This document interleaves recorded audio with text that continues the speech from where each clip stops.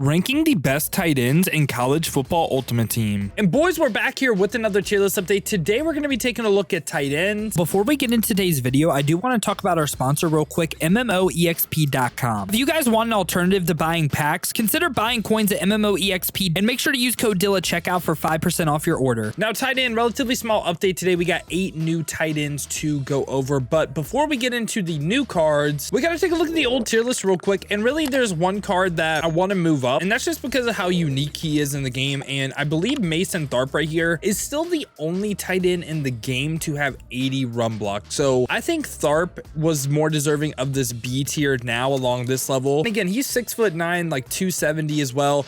He's a card that definitely depends on play style 100%. If you're in like a spread offense, passing the ball every play, probably not the guy for you. But if you're a super run heavy player, he just might be the guy for you. So besides that though, I think tight ends in the spot where everyone just comes down a singular tier given the cards we have today. And now this is what the tier list is looking like before we get into the new cards. And we're going to get started right here with 80 overall Drake Dabney right here from TCU. Blocking archetype right here with 78 speed, 79 acceleration. He is 6'5", 248. Now something to note on tight ends, this holds true in Madden as well. 245 tight end weight is actually a pretty big thing. So under 245, you still kind of move like a receiver. Once you get over 245, you start to move a little bit different. I would say a little bit more clunky, but you also start to run routes a little bit different. And again, I said clunky earlier, but it's really preference. Like you might prefer the way these cards run routes. With Drake Dabney though, the speed and acceleration really isn't there. The route running really isn't great at this point either. And from a run blocking standpoint, he does have 73 run block. He does have 73 run block, but this is a card that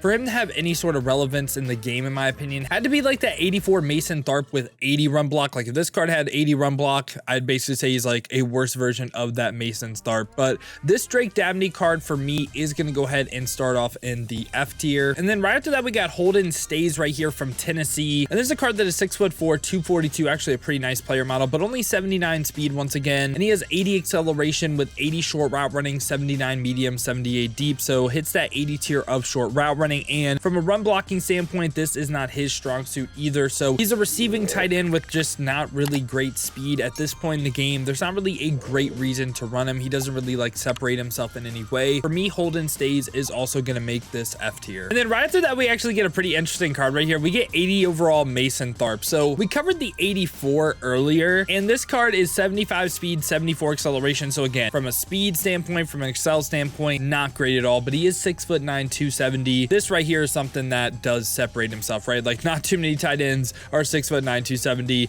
And on top of that, he hits 70s across the board for route running, which by no means is crazy. The big thing on the card is 75 run block, which we are on cfb.fan right here. If you're ever curious, the website we are on, we're going to go ahead and go to tight end right here, and we're going to sort it by run block. So obviously the 84 Mason Tharp, still the only one with 80 run block in the game. This card is 1, 2, 3, 4, number 5 in the game with this run block. And 75 speed, 75 run block. It's not crazy by any means. Also, just looking at this list right here, it kind of makes me want to move up a couple of cards, and that's going to be Brock Bowers number 1. I think Brock Bowers with that speed and run block, he's more along the lines as like a C tier. I think I missed on that. And now where we have Mason Tharp, I think Jalen Conyers has to be right by him, the 81. I'm willing to put this Tharp card in the D tier. And I'm willing to move Jalen Conyers also in the D tier just because of the 6'9" height, man. It's just, you just don't see that a lot. And I don't want to say this is an F tier player, so I'm going to put Tharp and Conyers right by each other. And then we also get Ryland Goody right here from Georgia Tech, which if you were paying attention with the sort by run block, he was actually pretty high in the game as well. Now he has 75 speed, 76 acceleration. This time he is 6'6", 260. And the route runnings are not there. Like 75 short isn't the worst in the world, but medium and deep, not really great. But he has 76 run block, which is relatively high for tight end, right? So this is another card, 6'6", 260. These 3 cards right here, I think, have to be right by each other. Conyers, Tharp, and Goody right here. It's really dependent on scheme, I should say, too. Like, if you are not running the ball a ton, these guys are basically useless for you. You're way better off, even with some of the people in F tier as pure receivers. I feel like they have a lot of value as blockers. And then right after that, we get G. Scott Jr. from Ohio State. That is 6'3", 243, has 81 speed, 81 acceleration, and this time for route running, 75 short, 75 medium, 80 deep route running. Speed isn't really that bad. And if we look at run block, 59 run block, he's kind of like where we had Brock Bowers, right? Because Brock Bowers, similar speed, just a lot better run blockers. So again, worse run blocking Brock Bowers, and he has a good player model too. G Scott Jr. for me, he is going to go ahead and slightly make this D tier for me. I think he's pretty solid. And right after that, we get Nate Kariski right here, 83 overall tight end from Louisville. And he is 6'3", 240. So again, I prefer those player models. So has a nice player model, 82 speed, 83 acceleration, and for route runnings, hits 80 short, 80 medium, 80 deep route running, which these are actually very, very solid route runnings. And he isn't really too much of a run blocker, but honestly, man, I like this Nate Kariski card, and I'd be willing to say that he has an argument for the best budget tight end in the game. I think him right by Jack Velling makes a ton of sense, and honestly, you could say he's top in this tier because he also does have the potential to get abilities if you do want to run him at the tight end spot. So big fan of this card as a receiver. I don't think as good as like Delp, Prescore, and Lovelin or Gadsden though, but he is top end of this C tier for me. And then after that, we start to get into the promo champions right here. First one we have is Collin Lovelin, and Collin Lovelin right here is 6'5", 245. I'm not kidding. This is actually like almost a perfect player model. There's one player that we're about to cover that has a better one. This is awesome because 245 is the threshold. He's going to get those good jukes, or like the receiver jukes, the receiver spins potentially, but he has 84 speed, 84 acceleration, has 85 short running, 84 medium, 83 deep. Again, really balanced route runnings, hits that next tier of short route running. And this time as a run blocker too, he's okay at it. I mean, 73 run block isn't terrible. Now, what I will say though,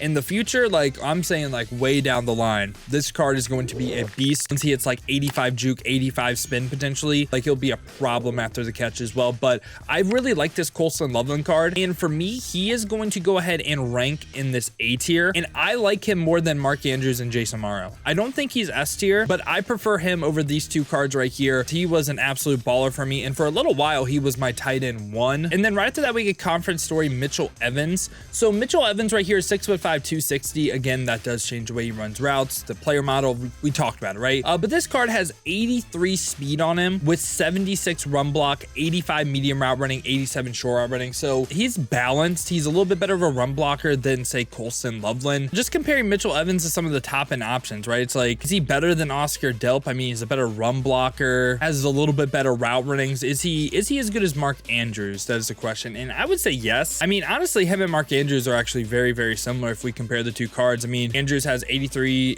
speed, 84 acceleration, 6'5", 247. So again, even though Mitchell Evans is a little bit more heavier, they're going to run routes pretty similar, and 85 short running, 85 medium, and pretty decent run blocker as well. So yeah, I mean, I think Mitchell Evans has to rank right by Mark Andrews. Wherever I have Mark Andrews, I have Mitchell Evans right by him. I still prefer Collin Lovelin though, just because he's so good as a receiver. And now finally though, we get Ultimate Alumni Kyle Pitts. Now this card is the card I was talking about when we were talking about Lovelin. This dude has a perfect player model, 6'6", 245. Like, he is just absolutely amazing. If you played Madden Ultimate Team at all, he has been just crazy. And I know we're talking about college Ultimate Team right here, but I just want to show you guys something they did for Kyle Pitts this year though in Madden 25. They made Kyle Pitts 246, which you might be like, okay, why does this make a difference? Completely changes what he does after the catch, and again, it changes how he runs routes. So this 1 pound difference, like Kyle Pitts is way better in college Ultimate Team in my opinion, and if he had that 1 less pound in Madden Ultimate Team, he'd be even better. But yeah, back to this Kyle Pitts. Just if you play Madden Ultimate Team, I thought that was interesting. He has 86 speed, 85 acceleration, fastest tight end in the game, and he also is the best route runner too, with 85 short, 85 medium, 85 deep. I mean, this is like really, really good stuff. You can also play this card at receiver, and I don't think that's a crazy thing to do. And also combo that with the fact that he hits 85 juke move too, so he can get a little crazy after the catch. Now, run block isn't his strongest suit. Like 69 run block, it's right there close to 70. I mean, it's not terrible for a tight end, but obviously that's not a strong suit. But Kyle Pitts, in my opinion, is the best tight end in this game. I think he is the S tier of tight end. And now, boys, we did go ahead and actually get one final reveal right here. We got 87 overall Brock Bowers. Now, 87 overall Brock Bowers got revealed tonight, and this card has 85 speed, 6'4", 230, and this time has 68 run block though. So his 82 overall Ultimate Alumni card, right, had 76 run block. How do you go up 5 overall but lose 8 run block? I don't get it, but this card is a great receiver. 85 speed. It's like he's kind of in an interesting spot in my opinion, because this Brock Bowers, I think he is objectively worse than Kyle Pitts, but he's better than everyone in A, I'd say. It's like A+ type of range for him. Maybe can see the argument for S, but it's like, it would have just been so much easier if they just gave him 8, like the 80 run block that he probably should have gotten. I'll just lead an S tier, man. I think he's better than Lovelin. So yeah, he's in like a weird spot though. A+ type of range for me. So yeah, boys, this has been my thoughts on the tight end position in college football ultimate team. Let me know your guys' thoughts down below in the comments. Let me know what you agree with, what you disagree with. Who do you think should go up? Who do you think should come down? Now, if you guys do want to go ahead and see me use some of these tight ends live or just use these cards live in action, I've been streaming here on both YouTube and Twitch. To watch on the YouTube, make sure to hit that noti bell as well. You'll be notified every time I upload or go live here. Or if you want to watch on the Twitch, check the links in the description, hit that Twitch with a follow. But if you guys do want another video to watch, check out this one right here.